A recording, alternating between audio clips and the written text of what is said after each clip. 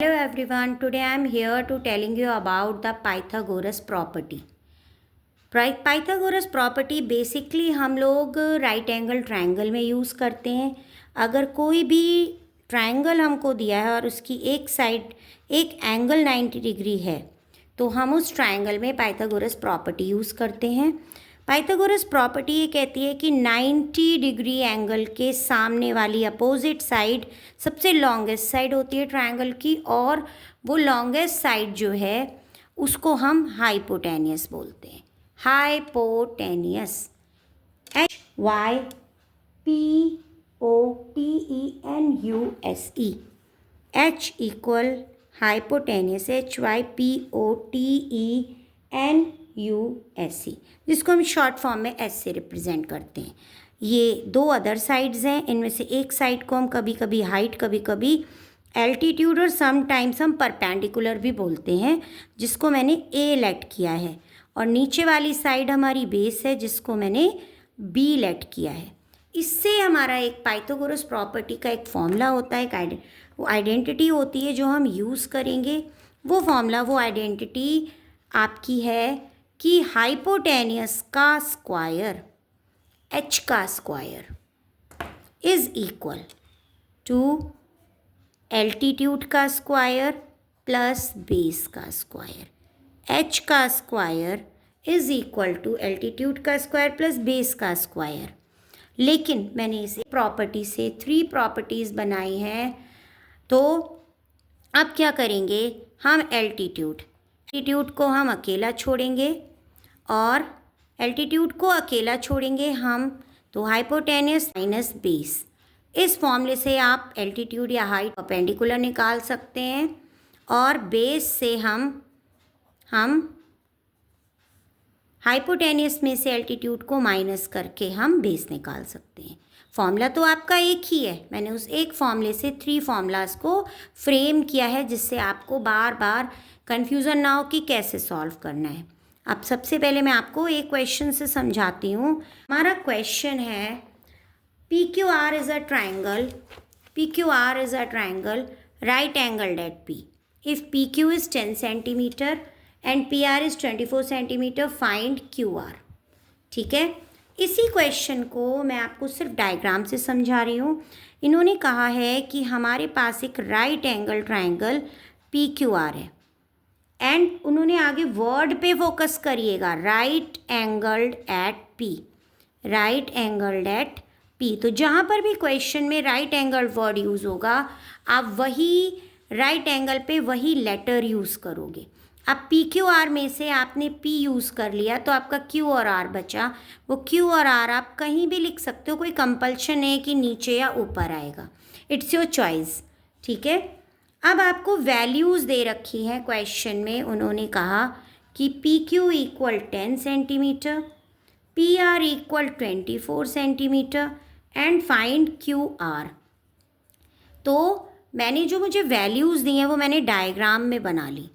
Diagram में मैंने PQ की वैल्यू 10, तो देखिए अप टू डाउन PQ 10 है और PR मेरा 24 है। वैसे तो आप अपने हिसाब से यहाँ 24 और यहाँ 10 ले सकते हो, लेकिन आप लोग बच्चे हो तो हम इससे ज़्यादा टिपिकल फ्रेम नहीं कर रहे हैं, आप ऐसे भी लिख सकते हो, लेकिन बेस आप 10 लो, ज़्यादा बेटर है, बट इट्स ओके।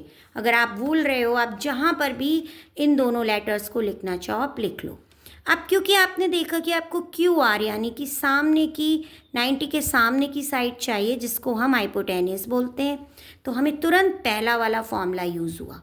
हमने वहाँ पर लिखा, आप पहले ट्रायंगल का नाम लिखिए, इन ट्रायंगल PQR। ठीक है, क्या फॉर्मूला है? हाइपोटेनियस का स्क्वायर इक्वल एल्टीट्यूड का स्क्वायर प्लस बेस का स्क्वायर। हाइपोटेनियस ये है, इसका नाम है QR, तो यहाँ पर QR का स्क्वायर लगाया। एल्टीट्यूड या परपेंडिकुलर या हाइट, वॉटएवर जो भी नाम आप जानते हैं वो आप यूज़ कर सकते हैं। एक ही जगह पर ये हमारा A है, ये हमारा B है, तो एक ही जगह पर हम PQ लिखेंगे। आप अगर ये लाइन नहीं भी लिखना चाहते हैं तो इट्स ओके, आप सीधे डायरेक्ट वैल्यू लिख सकते हैं। और यहाँ पर हमारा PRL, बट कुछ स्कूलों में वो प्रॉपर ये नेम्स चाहते हैं, तो आप कोशिश करिए कि अगर आप नाम दे सकते हैं, इट्स बेटर फॉर यू, और आपको फ्यूचर तक ये कॉन्सेप्ट यूज़ हो रहा है तो आप इसको आगे तक भी यूज़ कर सकते हो। आप इस तरीके से लिखो, कन्फ्यूज़न नहीं होगा। QR की हमारे पास कोई वैल्यू नहीं है, लेकिन PQ और PR की है, तो PQ की जगह पर मैंने 10 का स्क्वायर, ये स्क्वायर वर्ड आ रहा है, देखिए मेरे मुंह से निकल रहा है स्क्वायर। स्क्वायर क्या होता है? स्क्वायर का मतलब कोई भी डिजिट देखिएगा, अगर मैं इस तरीके से कुछ लिख रही हूँ तो नीचे वाली टर्म को मैं बेस बोलती हूँ और ऊपर वाली टर्म को मैं पावर बोलती हूँ। तो ऊपर जो लिखा है वो पावर है। स्क्वायर वर्ड आपको नेक्स्ट ईयर बहुत ज़्यादा यूज़ में आएगा। अभी मैं आपको लिटिल बिट थोड़ा थोड़ा बता देती हूँ। स्क्वायर का मतलब है जितनी भी पावर लिखी है उसका मतलब होता है कि जो नीचे वाला नंबर यानी बेस है उस नंबर को आप उतने टाइम्स मल्टीप्लाई कीजिए जितनी पावर है। तो 2 पावर है ना, तो नीचे वाले बेस 10 को आप 2 टाइम्स मल्टीप्लाई कीजिए। यहाँ भी पावर 2 है तो 24 को 2 टाइम्स मल्टीप्लाई कीजिए। अब कई बार मैंने देखा है बच्चे इसमें मल्टीप्लाई की जगह पर प्लस करके छोड़ देते हैं। प्लस नहीं है, ये मल्टीप्लाई है। तो 10 10s आर 100 और 24 24s आर 576। इन दोनों को अब आप प्लस करेंगे तो प्लस करके 676 आएगा। अब इसका ये है QR स्क्वायर, लेकिन आपको चाहिए सिर्फ QR। इसको सॉल्व करने का एक बहुत ही इजी फॉर्मेट है कि आप इसमें एलसीएम तो आप लोगों ने पढ़ा है, आप इसका एलसीएम निकालिए। 2 से जिन बच्चों को एलसीएम लेने में इशू आ रहा है कि इनको कैसे सॉल्व करें, वो बच्चे यहाँ पर डिवाइड करके देख सकते हैं। आप 676 को डिवाइड कीजिए। डिवाइड करने पर जो भी क्वेश्चन आएगा वो क्वेश्चन आप वहाँ पर नीचे लिख सकते हो। 338 आया तो मैं यहाँ 338 लिख रही हूँ। अगेन ये 2 से हो सकता है, लास्ट डिजिट इवन है, 2 1s are 2 6s are 2 9s are. आप लिख के डिवाइड करके करिए, कोई इशू नहीं है। 169 13 की टेबल में 13 टाइम्स में आता है। ये थोड़ा सा याद रखना पड़ेगा क्योंकि 169 किसी अदर टेबल में नहीं आता है। तो ये आपका देखिएगा 2 भी 2 बार आया है, 13 भी 2 बार आया है। जो तो मैं 676 को 2 2 बार आया ना तो पावर 2 लगा दूंगी, और 13 2 बार आया है तो मैं पावर 2 लगा दूंगी। ठीक है, अब देखिएगा तीनों तरफ आपने इक्वल के LHS और RHS को चेक किया, यहाँ भी पावर 2 है और यहाँ भी पावर 2 है। इसको सॉल्व करने का इजी वे है कि आप पहले नीचे नीचे के नंबरों को मल्टीप्लाई कर लो, यानी 13 2s आर 26 और पावर 2 लगा दो। यहाँ पर QR स्क्वायर, अब पावर 2 को पावर 2 से कट, प्लीज़ ये कट करके एग्ज़ाम में मत शो करिएगा, ये सिर्फ आपको समझाने के लिए कट किया है। आप अंडरस्टैंड हो जाइए, इसको समझ लीजिए, ये आपकी अंडरस्टैंडिंग है कि हमने इसको कट किया है, शो नहीं करना है। तो जब हम इसको पावर को कट कर देते हैं तो हमारे पास सिंपली आपको QR इक्वल 26 सेंटीमीटर आंसर मिल जाता है।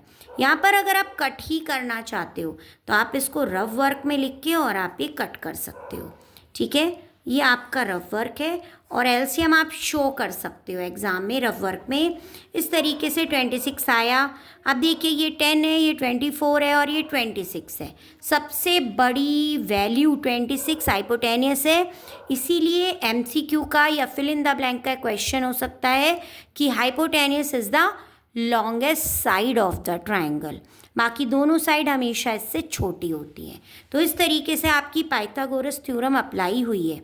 लेकिन सिर्फ इतना नहीं है, कभी कभी आपको हाइपोटेनियस की जगह पर परपेंडिकुलर या बेस निकालना पड़ता है। फॉर्मूला यही है बट मैंने उसको 2 अदर फॉर्मूलोज में कन्वर्ट कर दिया, आपको याद करना पड़ेगा, लेकिन इससे आप इजीली निकाल सकते हैं। देखिए मैं आपको इसका एक मेथड, एक क्वेश्चन बता रही हूँ कि कैसे निकाल सकते हैं। हमारे पास एक क्वेश्चन है कि ABC is a right triangle. तो सबसे पहले मैंने राइट ट्रायंगल बताया और राइट एंगल्ड एट C, तो जहाँ पर 90 है वहाँ मैंने C बनाया। अब A और B बचा ना, तो कहीं भी A कहीं भी B लिख लीजिए। आपको क्वेश्चन में वैल्यू दी हुई है AB इक्वल 25 सेंटीमीटर। तो AB हमारा ये देखिए, ये है लॉन्गेस्ट साइड हाइपोटेनियस, कितनी है 25। दूसरी वैल्यू दी हुई है AC 7 सेंटीमीटर, AC 7 सेंटीमीटर, लेकिन हमको पूछा क्या है BC, फाइंड BC। ये मैं क्वेश्चन मार्क लगाती हूँ, मीन्स हमको ये फाइंड आउट करना है। तो BC हमारा बेस है। देखिए मैंने अभी आपको एक फॉर्मूला बताया जिसमें मैंने बेस का फॉर्मूला बताया था कि हाइपोटेनियस का स्क्वायर माइनस एल्टीट्यूड या परपेंडिकुलर या हाइट का स्क्वायर। तो हम यही डायरेक्ट फॉर्मूला लगाएंगे। हम ये भी पाइथागोरस से ही निकला है फॉर्मूला, ये उसी का एक फॉर्म है जिसको मैंने सिर्फ आपके इजीनेस के लिए 3 फॉर्मूलोज में डिवाइड कर दिया। अदरवाइज़ एक ही फॉर्मूला है ये, जो आपको सेपरेटली नहीं, अलग अलग नहीं याद करना है। एक ही फॉर्मूले से 3 फॉर्मूले बनाए हैं हमने। तो यहाँ पर हम बेस का स्क्वायर इक्वल हाइपोटेनियस का स्क्वायर प्लस नहीं होता, कभी भी एल्टीट्यूड या बेस निकालना होगा तो हमेशा माइनस करेंगे। प्लस सिर्फ हाइपोटेनियस निकालते समय किया जाता है, ठीक है। तो यहाँ माइनस एल्टीट्यूड। अब जैसा कि मैंने अभी लास्ट क्वेश्चन में आपको बताया था कि आप यहाँ पर इनकी जगह पर इनके नाम यूज़ कर सकते हैं। तो बेस था BC, तो बेस की जगह पर मैंने BC का स्क्वायर लिखा है। हाइपोटेनियस था AB, उसकी जगह मैंने AB का स्क्वायर लिखा है। एल्टीट्यूड था हमारा AC, तो वहाँ मैंने AC का स्क्वायर लिखा है। अब मैं इनकी वैल्यूज़ अप्लाई करूँगी। AB की वैल्यू है 25, तो ये हो गया 25 स्क्वायर। AC की वैल्यू है 7। अब अभी बताया आपको कि स्क्वायर का मतलब होता है 2 टाइम्स उस नंबर को लिखकर मल्टीप्लाई कर देना। तो 25 को 2 टाइम्स लिखा और 7 को भी मल्टीप्लाई करते हैं। 25 + 6 25। या आप रफली या रफ कॉलम बना के मल्टीप्लाई शो कर सकते हैं। 7 7 49।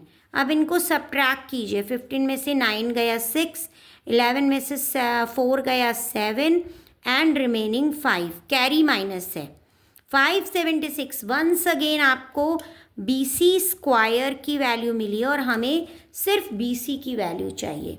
तो उसके लिए हम फिर से रफ कॉलम बनाकर 576 का LCM निकालेंगे। वही मेथड है, नहीं निकालना आता है डायरेक्ट, नो प्रॉब्लम। आप इसको डिवाइड करके क्वोशिएंट को भी यहाँ लिख सकते हैं।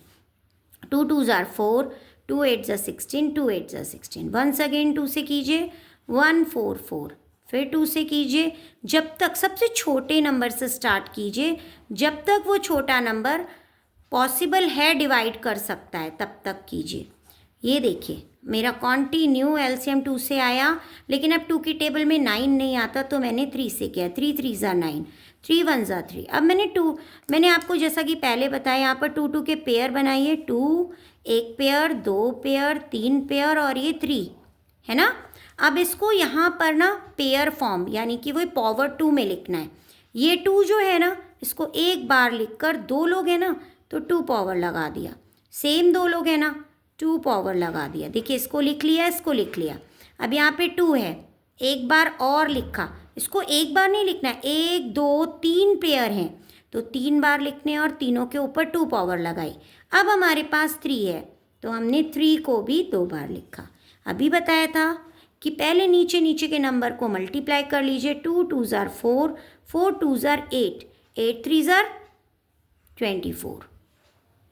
24 लिख के एक बार 2 लगाया, ये सारे 2 गायब हो गए और एक बार लग गया क्योंकि नीचे के नंबर मल्टीप्लाई हो चुके हैं। अब दोनों तरफ 2 है, आप रफली दोनों को लिखकर 2 कट कर सकते हैं।